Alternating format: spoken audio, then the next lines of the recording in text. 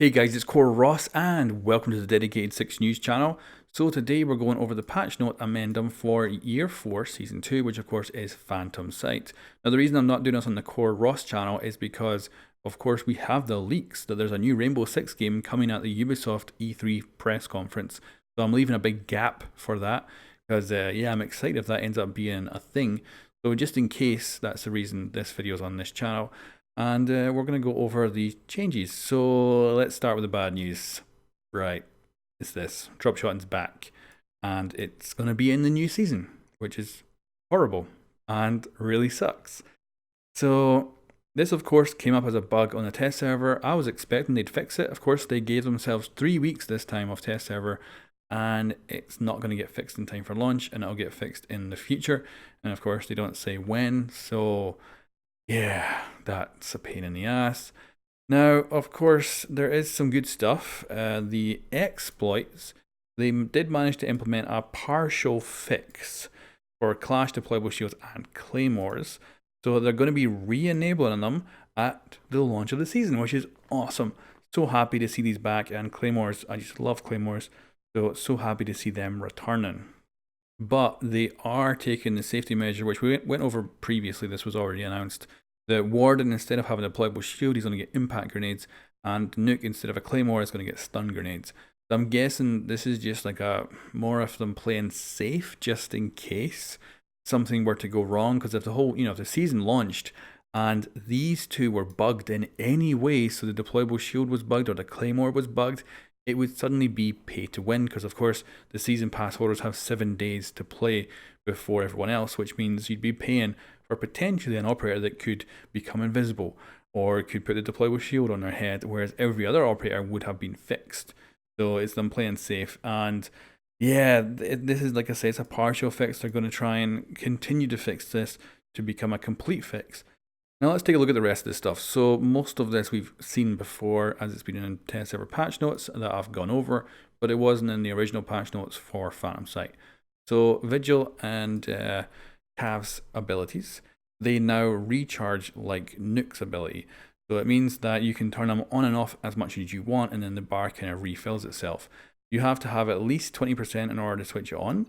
But it just makes them a little bit easier to play. Now, Pete did do a video about this and found that what actually happens is that your recharge time is actually slower.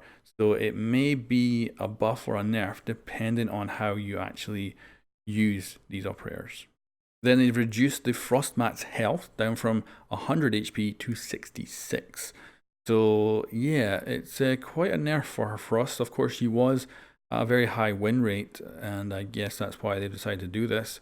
It was a surprise change for me, but yeah, I could see it having quite a change in game, and of course makes it easier to vault in through a window and shoot them.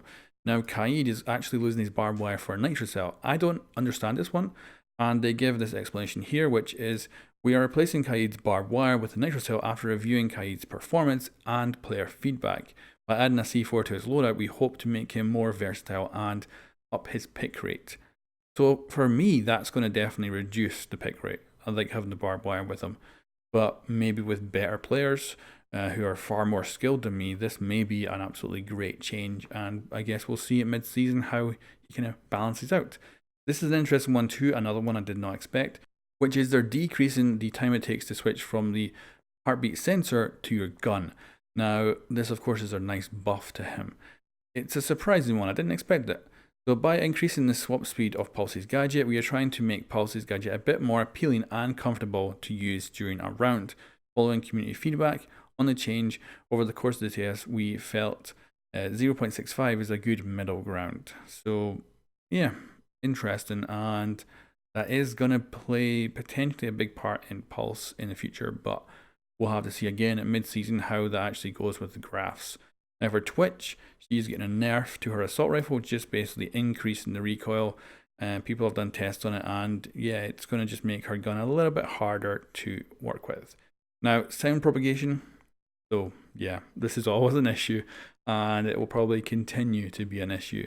But they are attempting to fix all the different things that might be causing problems with sound, and hopefully they will succeed.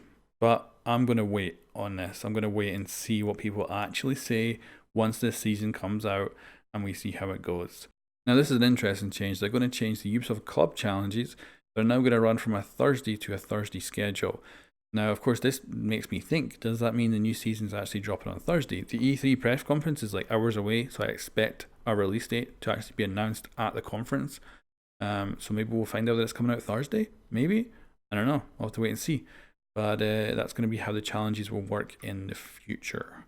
And for player experience here, this is just a UI update for the diffuser. When someone actually leaves during the prep phase and it gets reassigned to a different player, it'll now be assigned to the correct player and you'll be able to see. And that's basically it. Of course, there's a whole slew of bugs, and yeah, we'll have to see how it all goes when it launches. Very disappointed about Dropshotting. There's a few things on console here about the Bandit and Elite sets, and they're just going to be fixing them at some point in the future. So yeah, that'll be all done and fixed eventually. So yeah, I don't know about this patch. Like, it's real disappointing to have Dropshot back, but it's good to have the Claymores back. But I don't know which I prefer more. So yeah, let me know what you think in the comments below, and I will catch you next time.